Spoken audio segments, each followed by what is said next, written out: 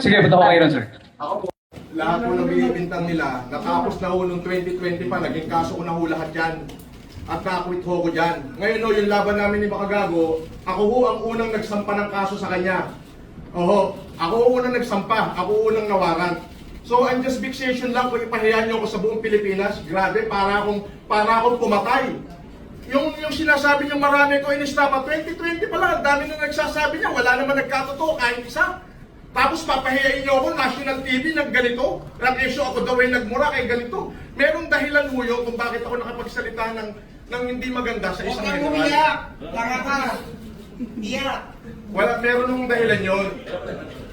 Pero ang totoo yan, ang justification lang, ipinahiya niyo ako buong Pilipinas na ganito, grabe. Mas mabigat yung kinaso ko sa'yo, hintay mo warat mo. Deserve mo yan! Deserve! Tapos mo, uwi ka sa'yo! Susunod na kayo.